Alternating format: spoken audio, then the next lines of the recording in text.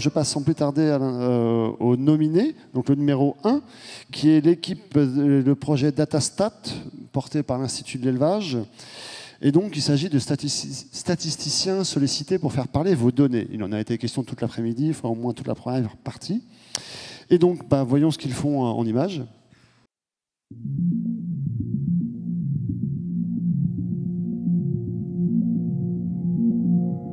Dans le monde agricole, on a toujours eu des données, mais depuis peu, en fait, on se rend compte avec l'arrivée et l'ère du numérique, on récolte de plus en plus de données. Et pour ça, on a besoin de compétences nouvelles pour les analyser. Donc l'Institut de l'élevage s'est doté d'un service statistique, donc ça fait quelques années qu'il existe. DataStat, c'est 8 statisticiens qui communiquent ensemble, qui ont des profils différents, qui font et se souviennent de la méthodologie et analysent ces données pour les faire parler et les vulgariser auprès de nos collègues et des éleveurs.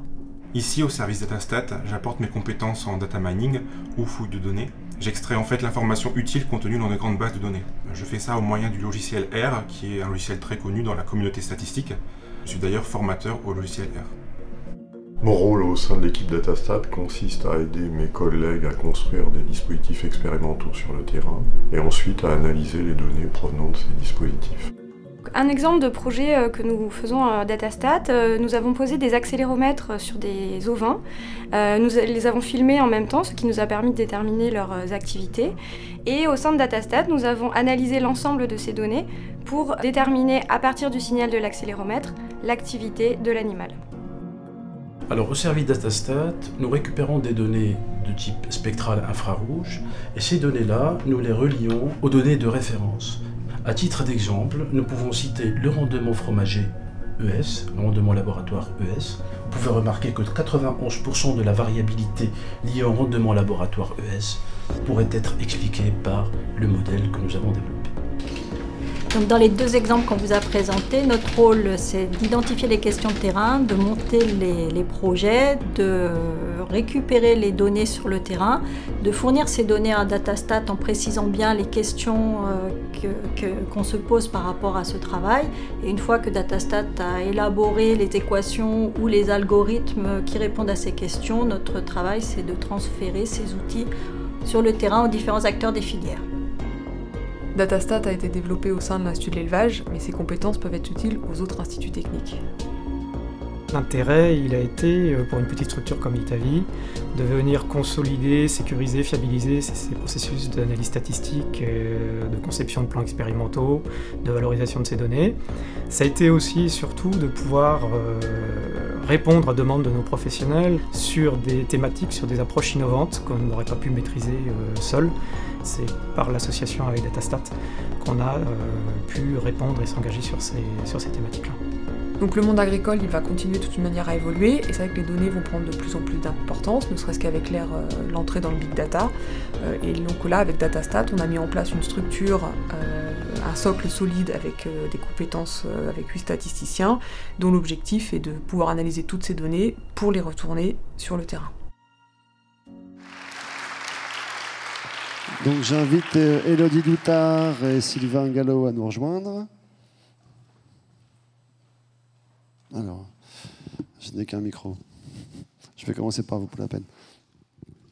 Alors, comment ça se passe l'évolution du numérique au sein des ITA? J'ai l'impression que ça a beaucoup évolué en 30 ans, que votre tâche n'est plus tout à fait la même maintenant. Alors effectivement, ça bouscule un peu la façon dont on travaille. Alors un des cœurs de métier, c'est pas le seul, mais un des cœurs de métier des instituts, ça a toujours été l'analyse, le traitement la constitution de référence, hein, avec schématiquement une chaîne en trois parties, de la collecte d'abord, du stockage après et du traitement ensuite. Donc autant il y a 30 ans, 40 ans, c'était compliqué d'assurer les deux premières tâches, c'était lourd, c'était coûteux, et donc fallait gérer ça dans le collectif. Autant aujourd'hui avec le numérique, on a une évolution qui est assez majeure là-dessus, ça va devenir extrêmement simple pour tout le monde. Sur la collecte, on en est qu'au début avec l'arrivée des objets connectés. Sur le stockage, ça n'a jamais été aussi facile et peu coûteux. Donc il reste là, ça permet aujourd'hui de recentrer l'activité des instituts sur la partie analyse et traitement. D'accord, très bien. Merci. Donc du coup, maintenant que la collecte et le stockage ne se posent plus de problème, en revanche, c'est l'analyse qui requiert de nombreux savoir-faire et savoir tout court. Oui, effectivement, en fait, comme l'a dit Sylvain, on voit qu'il y a de plus en plus de données et en fait, ces données sont de plus en plus massives et on va avec des questions de plus en plus complexes. Et donc c'est ça l'originalité dans Datastat, ça a été justement de mettre une équipe plutôt spécialisée, donc avec tous des statisticiens et des mathématiciens, pour répondre aux questions de nos collègues et du terrain. Et on a aussi bien des méthodes classiques comme l'analyse de la variance, les données expérimentales, l'analyse de données, mais pour aller dans les nouvelles techniques avec justement des compétences pluridisciplinaires vers le machine learning, le data mining, tout ce qui est données textuelles. Très bien, merci.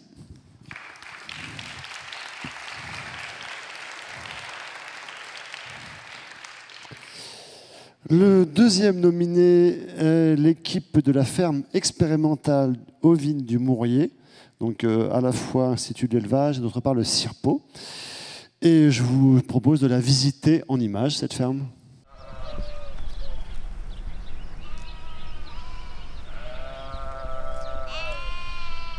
Nous sommes ici dans une région où l'élevage ovin viande est prédominante, d'où l'intérêt de monter des expérimentations pour les éleveurs de la région.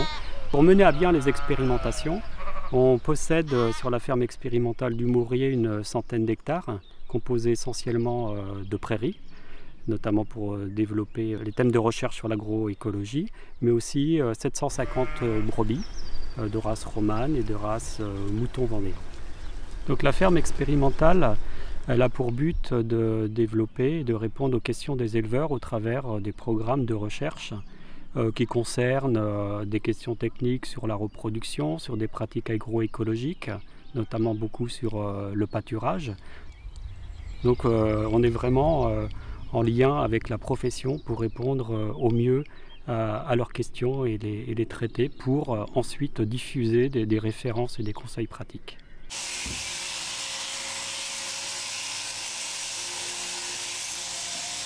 Sur le site du Mourier, on retrouve une équipe qui est capable de répondre à 3 fonctions finalement. On a 3 métiers, un métier d'éleveur, un métier d'expérimentateur et un métier de communicant. Sur le côté pot, en fait, on déplie toute la toison elle se tient. Il faut enlever tout ce qui est sale et tout ce qui est feutré. Et après on replie la toison. Et on le roule. On la plie en boule, elle se roule et ça se tient entièrement. Et après on la met dans le curon. Donc, en plus donc, de l'objectif de la recherche appliquée, notre objectif est bien le transfert des connaissances acquises à travers différents moyens. Et pour exemple, en 2016, on a reçu plus de 1300 personnes. On attrape toujours à ce niveau-là. Comme ça risque rien pour la brebis. Donc ça porte la patte, du moment que c'est pris au même endroit, là tu la tiens ici, là, sous les mâchoires, là tu risques rien. Là tu appuies contre ton genou, tu lui tords le cou, tu enlèves ton genou. Et là c'est bon. Et après tu la relèves, et là tu risques rien. Ta brebis elle est bien. Non, mais c'est pas. Quand même, hein, c'est tout. Donc à ce jour, il y a 63 structures adhérentes au CIRPO. Le CIRPO, c'est le Centre interrégional d'information et de recherche en production ovine. Donc ces 63 structures adhérentes sont des organisations de producteurs, notamment, et puis les chambres d'agriculture et des lycées agricoles. Et ils sont partie prenante dans les thèmes qui sont développés sur la ferme expérimentale. Maintenant, tu prends le fond. Impeccable. Je pense. Impeccable. On restait avec la brebis. Nickel.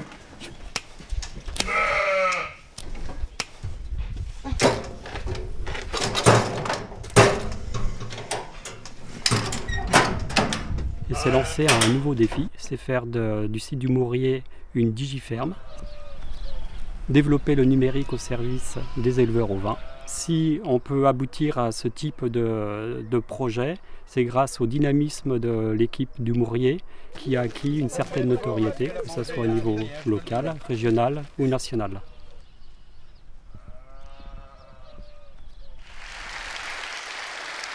Denis Gauthier.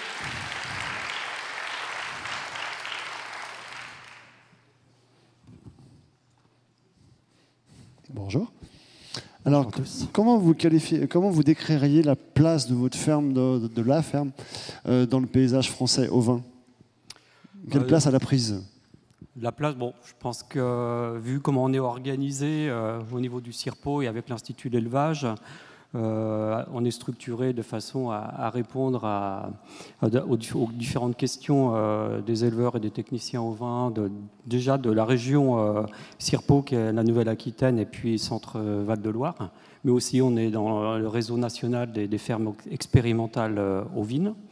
Et puis, la façon dont on est organisé, on essaie d'être le plus réactif possible. Moi, je remercie l'équipe pour leur disponibilité aussi. On est, comme je le disais, bon, tout le monde n'est pas présent. Il y a juste Laurence qui s'occupe de la diffusion, communication, transfert. Avec le mouton a beaucoup fait rire. Voilà. Et oui, pour dire que là, on ne le voit pas ici dans le film, mais on est très complémentaires entre les 8 personnes qui sont sur la ferme. On a des jeunes, mais aussi on a des personnes qui sont plus expérimentées, ce qui fait qu'on a un partage de connaissances, une vue sur les travaux expérimentaux complémentaires. On a aussi des compétences différentes. Il y a des techniciens, des licences, des ingénieurs, ce qui permet aussi, on veille aussi à ce qu'il y ait de la pluridisciplinarité pour voilà, que chacun, ça permet un peu d'avoir de la souplesse. Et puis, on est capable aussi, tout le monde, de participer à l'accueil du public sur l'exploitation, de participer aux ateliers, à la réalisation des vidéos. Mais aussi, tout le monde est capable d'assurer la mise en place et le suivi d'un protocole expérimental. D'accord. Pour finir, 2 mots sur cette Digiferme que vous évoquez, mais très superficiellement. La Digiferme, donc, on va essayer de développer donc, des technologies liées au numérique. Le but, c'est de faciliter le travail de l'éleveur, mais aussi d'améliorer les performances économiques. Donc là, la semaine prochaine, le 8 juin, on inaugure la première Digiferme ovine de France, donc avec M. Mathieu d'Arvalis et puis la direction de l'Institut de l'élevage. Voilà, après les travaux vont démarrer pour développer des prototypes pour répondre aux questions actuelles. Voilà.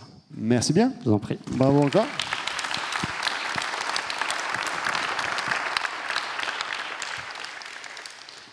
Alors, pour remettre le trophée équipe innovante, j'appelle même Michel Debrenne, secrétaire général de Valor.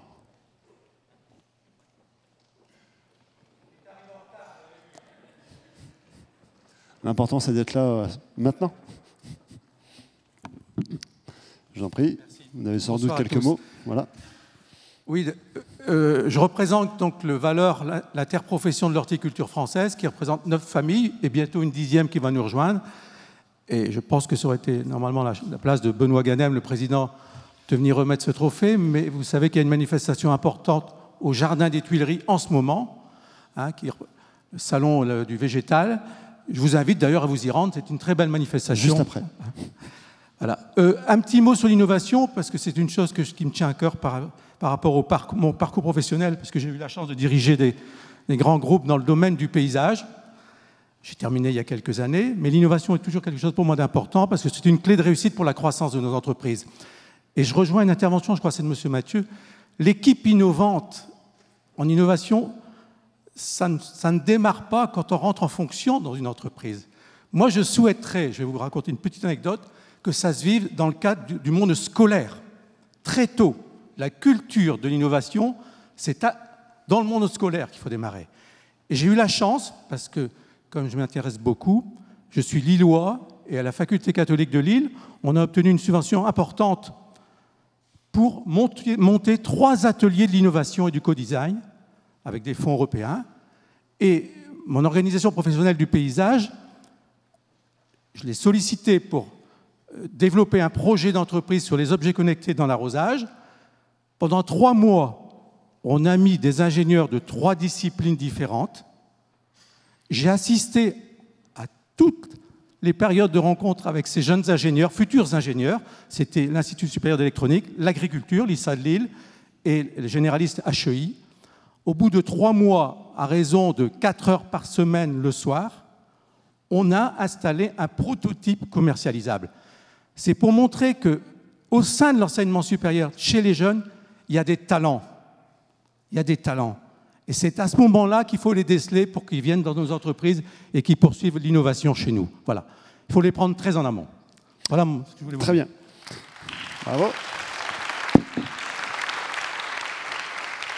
Alors, je vous invite à nous révéler le gagnant dans la catégorie équipe innovante. Il faut que je regarde plutôt par là, ça se passe par là. Alors, équipe innovante, équipe de la ferme expérimentale Ovine. Vous pourrez prendre des photos après.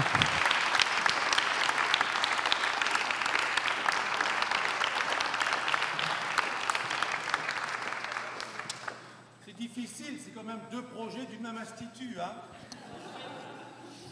Alors, on va pouvoir couper ce bloc de cristal en 2, peut-être. Merci beaucoup, hein. Merci aussi au jury. Je voudrais remercier aussi l'Institut de l'élevage, hein, le directeur, le président, mon chef de département et mon chef de service, qui franchement nous soutient fortement sur la ferme. Et puis je voudrais remercier aussi toute l'équipe. Hein. Elle n'a pas pu être présente, parce qu'eux, ils travaillent aujourd'hui, ils s'occupent des moutons. Voilà, puis j'espère qu'Élodie ne sera pas trop fâchée, que tu continueras à traiter nos données hein, sans erreur. Laurence, tu voulais dire quelque chose, non? Voilà, ouais, merci bien. Merci. Bon, je reprends ça.